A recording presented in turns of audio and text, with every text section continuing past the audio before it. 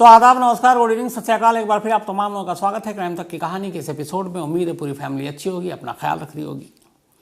आज फ्राइडे शुक्रवार की सुबह सुबह 3 खबरें आई। पहली खबर प्रधानमंत्री नरेंद्र मोदी जी की मां के निधन की। करीब 100 साल की उनकी उम्र थी और परसों तबीयत बिगड़ी थी, फिर उन्हें एक अस्पताल में ले जाया गया। खुद प्रधानमंत्री वहाँ अस्पताल पहुँचे थे, उन्होंने वहाँ जाकर देखा, करीब 1.5 घंटे अस्पताल में रहे, फिर वो लौट कर दिल्ली आए। लेकिन आज तड़के, देर रात बल्कि कहें, फिर से उनकी तबीयत बिगड़ी और आखिरकार उनको बचाया नहीं जा सका। तो ऊपर वाला उनकी आत्मा को शांति दे। सुबह सुबह ये खबर आई थी। इसके बाद एक दूसरी खबर आई, फुटबॉल के जादूगर पेले की मौत की। जो भी इस दुनिया में फुटबॉल के शौकीन हैं, शायद 2 नाम हमेशा याद रखेंगे, एक मैराडोना और एक पेले। मैराडोना तो बाद में आए। असल में कहते हैं पूरी दुनिया में फ़ुटबॉल को जो मकबूलियत और मशहूरियत मिली, फ़ुटबॉल जो जाना गया, उसका बहुत बड़ा क्रेडिट दिया जाता है पेले को। पेले मतलब फ़ुटबॉल के जादूगर। उनसे ज़्यादा अवार्ड, उनसे ज़्यादा इज़्ज़त, उनसे ज़्यादा इस खेल में महारत शायद किसी और की थी नहीं, ना कोई वहाँ तक पहुँच पाया कभी। कहते हैं सदी का उससे बड़ा कोई प्लेयर फुटबॉलर हुआ नहीं जो पेले के अंदर जादूगरी थी। वो इंडिया भी आए थे, कोलकाता में भी मैच खेला था। पेले दुनिया के इकलौते फुटबॉलर हैं जिनके नाम 3 वर्ल्ड कप हैं। 3 बार वर्ल्ड कप उन्होंने ब्राज़ील को जिताया था। लगातार 2 बार वर्ल्ड कप भी जिताया था, 58 और 62 में, 1958 और 62 में। सबसे ज़्यादा गोल करने के भी उनके पास रिकॉर्ड है उनके नाम पर। और ब्राज़ील और पेले दोनों को लगभग यूँ कहें कि अलग करके देखा ही नहीं जा सकता। ब्लैक पर्ल भी उनका नाम पड़ा, फुटबॉल के जादूगर। तो 82 साल की उम्र में कैंसर से वो जूझ रहे थे और साओ पाउलो के अस्पताल में उनकी मौत हुई। उनकी बेटी ने इसकी खबर दी। तो ये दूसरी खबर थी आज सुबह फ्राइडे की। एक तो प्रधानमंत्री नरेंद्र मोदी जी की माँ की, और फिर उसके बाद पेले की। अभी इन 2 खबरों के बारे में सब सोच ही रहे थे हम सभी, तभी एक तीसरी खबर आई। और तीसरी खबर थी भारतीय क्रिकेट टीम के ताबड़तोड़ बल्लेबाज, विस्फोटक बैट्समैन ऋषभ पंत के कार एक्सीडेंट में घायल होने की। शुरुआत में जो तस्वीरें आई वो देखकर हर कोई दहल उठा। वो तस्वीरें अपने आप में डराने वाली थी। तो आज एक तरह से इसको ब्लैक फ्राइडे भी हम कह सकते हैं। ऋषभ पंत के एक्सीडेंट को लेकर बहुत सारे लोगों के मेल आए। मैं, चूँकि आप सबको पता है कि मैं खुद एक क्रिकेट का बड़ा फ़ैन हूँ, सारे मैचेस देखता हूँ, तो किसी भी क्रिकेटर के साथ कुछ होता है तो एक अजीब सी तकलीफ़ पहुँचती है। ऋषभ पंत 2016 की बात है, इंडिया अंडर 19 वर्ल्ड कप खेल रहा था और फाइनल में हम पहुँच चुके थे। और तब ये उम्मीद थी कि हम जीतेंगे, इसलिए कि उस टीम में ऋषभ पंत, ईशान किशन, सरफराज खान, ये तमाम लोग थे। लेकिन 2016 के उस वर्ल्ड कप के फाइनल में वेस्ट इंडीज़ ने हमको हरा दिया और हम रनर अप रहे। उस फाइनल के 2 दिन के बाद ऋषभ पंत और ईशान किशन हमारे दफ्तर आए थे, यहाँ फिल्म सिटी इंडिया टुडे के दफ्तर में।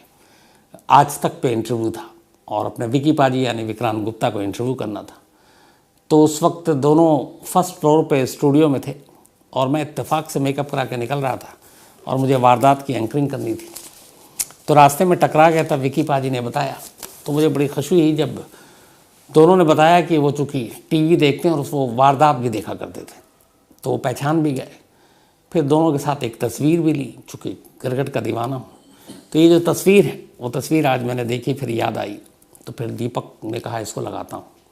तो ये उसी 2016 की तस्वीर है, ये जब दोनों अंडर 19 वर्ल्ड कप के फाइनल में हम हार गए थे वेस्ट इंडीज़ से, उसके बाद आए थे। उसके 2 साल के अंदर अंदर ही ऋषभ पंत को मौका मिल गया था इंडियन टीम में 2018 में। लेकिन उससे पहले उनके फादर की भी मौत हो गई थी। अभी आपको याद होगा कि बांग्लादेश में टेस्ट सीरीज़ मैच था। ये 2 टेस्ट मैच की सीरीज़ थी और ये दोनों टेस्ट मैच हम जीते, 2-0 से बांग्लादेश को हराया। हालांकि उससे पहले वनडे में हम हार गए, पहला दोनों वनडे हारे थे, तीसरा हमने एक तरफा जीता था। तो बांग्लादेश में 2 टेस्ट मैच की सीरीज़ थी। दूसरा टेस्ट जो था वो ख़त्म हुआ था 25 दिसंबर को। 25, हालांकि उनको ख़त्म होना था 24 दिसंबर को ही, लेकिन 4 दिन में ही हमने वो टेस्ट मैच जीत लिया था। इस टेस्ट मैच में ऋषभ पंत ने 93 और फिर 9 रन बनाए थे दोनों इनिंग में, और ताबड़तोड़ बल्लेबाजी की थी। तो 2 टेस्ट मैच की सीरीज़ ख़त्म हो गई थी 24 दिसंबर को ही। बल्कि 25 दिसंबर को ऋषभ पंत बांग्लादेश से दुबई पहुंचते हैं। दुबई में धोनी और साक्षी धोनी, ये लोग सब वहाँ मौजूद थे किसी इवेंट में, प्राइवेट गैदरिंग भी थी, कुछ और दोस्त थे धोनी के। और आपको पता है कि ऋषभ पंत के मेंटोर धोनी है, वो उनको अपना आइडियल मानते हैं, क्योंकि दोनों विकेट कीपर हैं और दोनों पहाड़ी भी एक तरह से। तो ऋषभ पंत, चूँकि थोड़ी इंजरी थी, तो जो 3 जनवरी से भारत और श्रीलंका के बीच वनडे और T20 की सीरीज शुरू होने जा रही है ट्यूसडे के दिन से, उस इंजरी के चलते ऋषभ पंत को वनडे और T20 दोनों से बाहर रखा गया। तब फिलहाल मैच कोई था नहीं, नया साल भी आ रहा है, तो वहाँ से सीधे दुबई पहुँच गए। श्रीलंका तो जाना नहीं था। दुबई में वो रहे। एक फ़ोटो बाकायदा साक्षी धोनी ने इंस्टाग्राम पे भी पोस्ट किया। वहाँ 27 दिसंबर को एक पार्टी में ऋषभ पंत, धोनी और ये तमाम लोग मौजूद थे। फिर वहाँ दुबई में रहने के बाद ऋषभ पंत दिल्ली लौट आते हैं। दिल्ली आने के बाद कल 29 दिसंबर की रात को वो दिल्ली में हैं। यहाँ उतरने के बाद अब उन्हें रुड़की अपने घर जाना है। रुड़की में उनका अपना घर है, जहाँ पे उनकी माँ रहती हैं सरोज, और उनकी सिस्टर रहती हैं। तो अब उनको रुड़की जाना था। दिल्ली से देर रात, कहते हैं कि अमूमन 2 से 3 के दरमियान, ऋषभ पंत अपनी मर्सिडीज़ कार में रुड़की के लिए रवाना होते हैं। दिल्ली से रुड़की तक की सड़क बहुत अच्छी है, अभी हम लोगों ने भी ट्रैवल किया। बल्कि दिल्ली से मेरठ एक्सप्रेसवे बन गया है, तो अब दिल्ली से मेरठ आप मुश्किल से 40 मिनट में पहुंच जाते हैं। दिल्ली से पहले देहरादून जाने में जहां 5-6 घंटा लगता था, अब आप देहरादून आराम से 4 घंटे में पहुंच जाते हैं। दिल्ली से रुड़की तक की दूरी मुझे लगता है 3 से 3.5 घंटे में आराम से पूरी की जा सकती है। करीब 218 किलोमीटर, 218 किलोमीटर यहाँ से पड़ता है दिल्ली टू रुड़की। तो मर्सिडीज़ में अपनी कार में निकले, अकेले निकले, खुद ड्राइव कर रहे हैं। इसके बाद सुबह के करीब 5:30 बजे का वक्त था, और इत्तेफाक से आज मौसम ठीक था, कोहरा नहीं था। वरना दिल्ली में तो और आसपास में कोहरा बहुत होता है, लेकिन कोहरा नहीं था, मौसम साफ था। लेकिन अभी भी अंधेरा था सड़क पर, 5:30 का वक्त था, ठंड का महीना है। तो नरसान के पास पंत की कार पहुंची। नरसान रुड़की से करीब 18 किलोमीटर पहले है, मतलब अब उनकी मंजिल 18 किलोमीटर रहेगी, तो मुश्किल से आधा घंटे का और सफ़र तय करना था। नरसान पहुंचते हैं, 5:30 सुबह का वक्त है, खुद गाड़ी ड्राइव कर रहे हैं। नरसान में अचानक पंत की मर्सिडीज़ सड़क के डिवाइडर से टकरा जाती है। गाड़ी की रफ्तार शायद ज़्यादा थी। उसकी वजह ये है कि जब डिवाइडर से गाड़ी टकराई तो गाड़ी उछलकर सड़क की दूसरी तरफ चली गई, यानी कि जो सामने से गाड़ी आ रही है दूसरे लेन में, उस तरफ जाकर मर्सिडीज़ गिरी उछलते हुए। सड़क पे मर्सिडीज़ उधर गिरी। इत्तेफाक से दूसरी तरफ से उसी वक्त हरियाणा रोडवेज़ की एक बस आ रही थी, जो देहरादून से आ रही थी। बस के ड्राइवर ने इस गाड़ी को अपोजिट साइड से उछलकर इस तरफ गिरते हुए देख लिया, और बहुत तेज़ी से, और उसने ये भी देखा था कि गाड़ी की रफ्तार अच्छी खासी तेज़ है। अब इस बस की भी रफ्तार करीब 50 से 60 के बीच में थी प्रति घंटा के हिसाब से। गाड़ी उधर से उछलकर इधर गिरी मर्सिडीज़ पंत की। सामने से वो हरियाणा रोडवेज़ की वो बस, और उस ड्राइवर ने देखा। अब उसने कहा कि अगर वो इसी रफ्तार में चला तो हो सकता है गाड़ी से टक्कर हो जाए जो सड़क पर गिरी पड़ी है। उसने किसी तरीके से गाड़ी को एक तो ब्रेक मारा, और दूसरा सर्विस लेन की तरफ को बस उसने घुमाई, और फिर ले जाकर पूरी ब्रेक मारने के बाद टक्कर बच गई। वो बस से कूदा और भाग कर स्पॉट पर आया।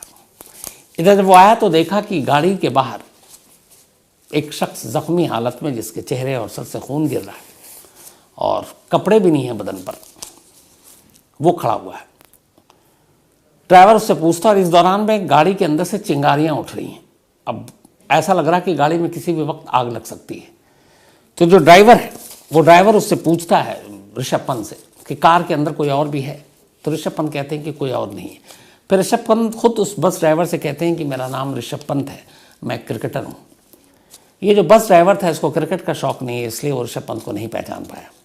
लेकिन इतनी देर में फिर बस का कंडक्टर और बाकी लोग आ गए। बस ड्राइवर ने अपनी चादर जो वो लेकर चल रहा था, वो चादर फ़ौरन बस से निकाली और ऋषभ पंत को उड़ाया, ठंड भी थी। और फिर इतने में गाड़ी में आग लग गई। आग के शोले इतने ऊपर उठ रहे थे कि आसपास में जो लोग रहते थे, जो बस्तियां थी, उन्होंने एक तो टक्कर की आवाज़ सुनी, फिर ये आग का शोला उठते देखा तो बहुत सारे लोग वहाँ पर भाग कर आए। कुछ गाड़ियाँ चूँकि गुजर रही थी, ये हाईवे 24 घंटा खुला रहता है, तो उन्होंने एक आग की लपटों में गाड़ी को देखी, भीड़ देखी, तो कुछ गाड़ियाँ भी रुकी, कुछ तमाशबीन भी आए। इतने में कुछ लोगों ने ऋषभ पंत को पहचान भी लिया, फिर वो वीडियो बनाने लगे। ऋषभ पंत कह भी रहे हैं कि यार वीडियो मत बनाओ, लेकिन वो सबसे बात कर रहे ऋषभ पंत और होशो हवास में। तो फिर बस ड्राइवर को उन्होंने कहा कि मैं ऋषभ पंत हूँ, क्रिकेटर हूँ और दिल्ली से आ रहा हूँ, रुड़की जाना था। मुझे झपकी से आ गई, नींद से आ गई, और उसी नींद और झपकी में मेरी गाड़ी डिवाइडर से टकरा गई। अब इसके बाद जो बताया वो ये बताया कि डिवाइडर से जब गाड़ी टकराई और पलटी, गाड़ी के चारों दरवाजे लॉक हो गए। अब कई बार ऐसा होता है कि आप एक तो घबराहट में, कई बार आप दरवाज़ा भी नहीं खुलता है, और ये एक्सीडेंट बहुत ही विभत्स था। तो लॉक खुल नहीं रहा, इधर गाड़ी के अंदर से चिंगारियाँ भी आ रही हैं, डरिए कि कभी आग ना पकड़ ले। तो फिर ऋषभ पंत ने अपने दिमाग सही वक्त पर इस्तेमाल किया वहाँ पे, और गाड़ी का जो कार का विंड स्क्रीन था, आगे का शीशा, उन्होंने शीशे को तोड़ा, और उस शीशे को तोड़ने के बाद उससे बाहर निकले, और उसकी वजह से बहुत सारे उनके पीठ पर भी जख्म आए। और जब अपने आप को विंड स्क्रीन को तोड़कर वो बाहर निकले, फिर बाहर निकलने के बाद गाड़ी से थोड़ी दूर डिवाइडर के बीच में जो खाली जगह होती है वहाँ पे रुके। तब तक ये बस आई, बस के ड्राइवर आए, और फिर सुशील कुमार इस बस के ड्राइवर का नाम है, जिसने मदद की वाकई। फिर उसके बाद अपने चादर वादर से लपेट कर बताया। तो अब इस हादसे से उस वक्त ऋषभ पंत पे बड़ा असर भी पड़ा, क्योंकि किसी का भी हो सकता है, जिस तरीके से ये गाड़ी भाग रही थी और पलटी, फिर इसमें आग लगी, और ऋषभ पंत की उम्र भी बहुत ज़्यादा नहीं, तो इन सारी चीज़ों ने डरा दिया। कहते हैं कि बस ड्राइवर ने बहुत हौसला दिया। इसके बाद कंडक्टर भी आया, फिर कंडक्टर ने फ़ौरन एम्बुलेंस को फ़ोन किया, बस ड्राइवर ने नेशनल हाईवे की जो पेट्रोलिंग गाड़ी होती है उसको फ़ोन किया, पुलिस को किया 100 नंबर पर। करीब 15 मिनट के बाद एम्बुलेंस पहुंच गई मौके पर। 15 मिनट के बाद जब एम्बुलेंस पहुंची तो वहाँ से करीब 16 किलोमीटर दूरी पर, चूँकि 18 किलोमीटर ही रह गया था रुड़की, ढंढेर उनके इलाके का नाम है, घर जहाँ पे है ऋषभ पंत का। तो एम्बुलेंस आई, एम्बुलेंस पे खुद लंगड़ाते हुए चलते हुए ऋषभ पंत एम्बुलेंस में बैठे। खून टपक रहा था, क्योंकि चेहरे, सर पे उनके 2 कट के निशान लगे थे।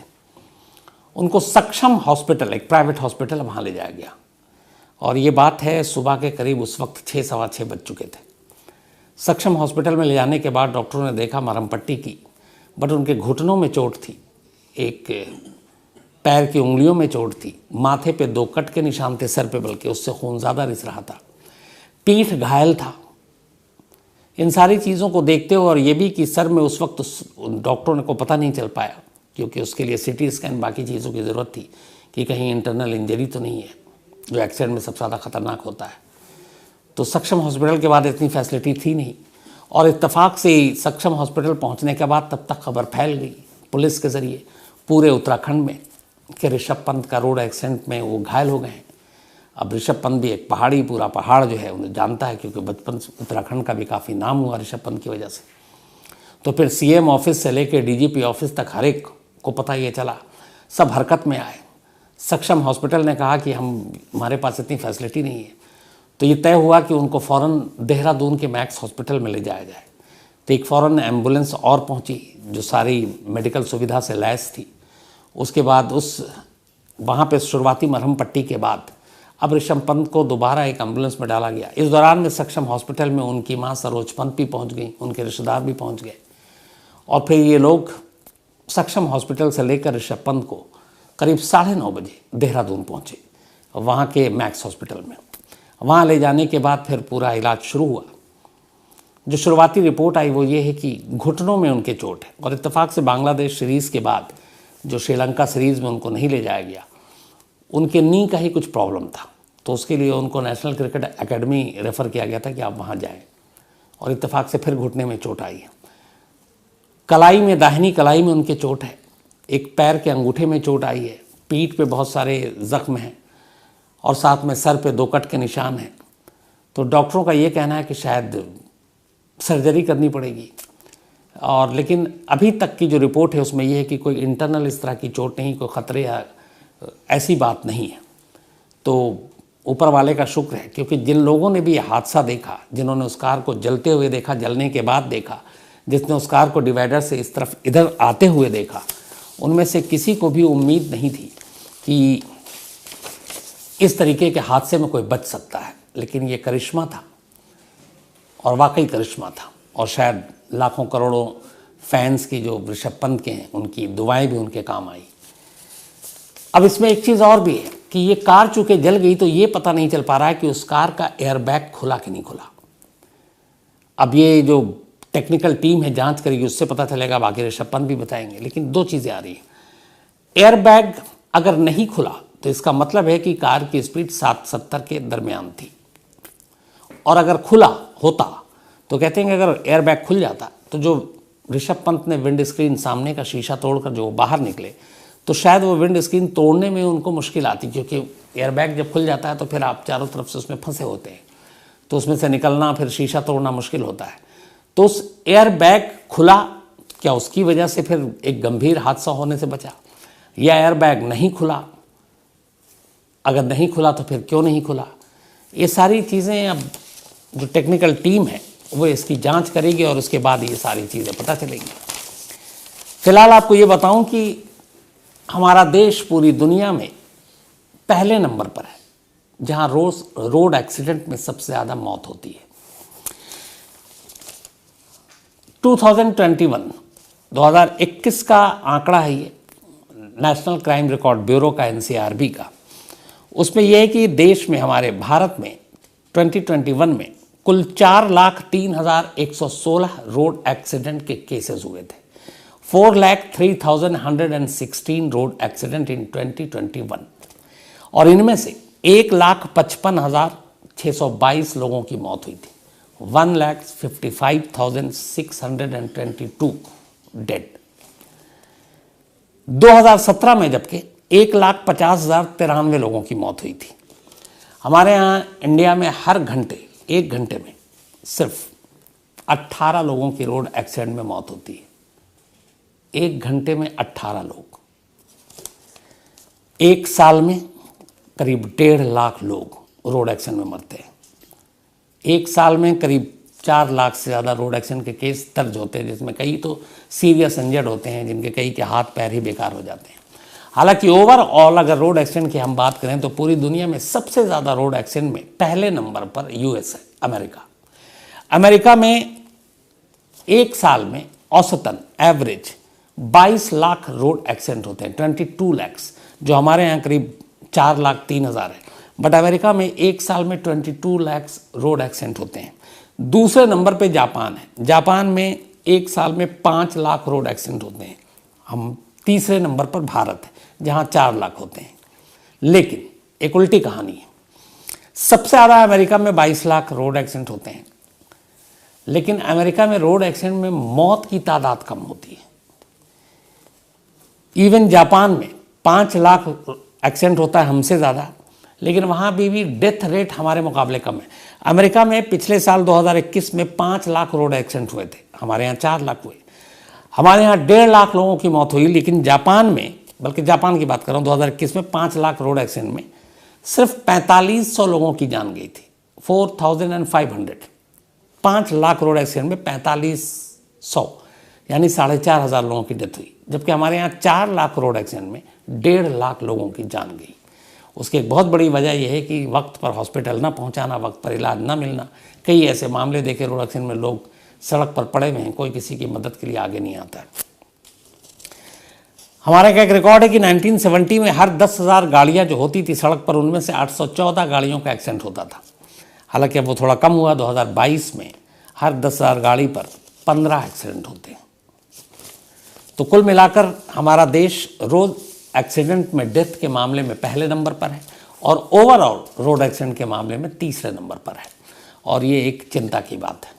हालांकि अब बहुत सारे हाईवे और एक्सप्रेसवे ये सारी चीज़ें बन रही हैं, लोगों के अंदर अवेयरनेस भी अब ड्राइविंग को लेकर आ रही है, तो उम्मीद की जानी चाहिए। एक डर भी अब दूसरा लोगों के अंदर है कि हर जगह सीसीटीवी कैमरा है, तो पहले ये था कि चलो पुलिस को रिश्वत दे के निकल लेंगे, अब वो चीज़ें नहीं हैं। अब तो कैमरे पे सीधे आपका ओवर स्पीड है तो आपके घर पे, आपके उस पर पहुँच जाएगा आपका चालान, और अगर आप नहीं भरते हैं तो फिर आपकी गाड़ी जब्त हो जाएगी।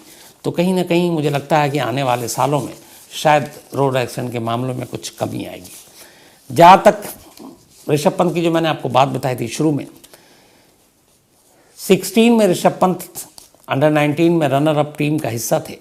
इसके बाद फरवरी 2017 में इंग्लैंड के खिलाफ बेंगलुरु में इन्हें पहली बार इंडियन टीम में खेलने का मौका मिला था, एक T20 के मैच में 2017, बल्कि 2017 में। तब उन्होंने इंटरनेशनल क्रिकेट में डेब्यू किया था इंग्लैंड के खिलाफ, और टीम इंडिया की तरफ से इन्होंने फर्स्ट टेस्ट मैच अगस्त 2018 में इंग्लैंड के खिलाफ नॉटिंघम में खेला था। अभी तक का अगर जो रिकॉर्ड है, 33 टेस्ट मैच खेला है ऋषभ पंत ने, इसमें 2271 रन बनाए और 5 सेंचुरी है।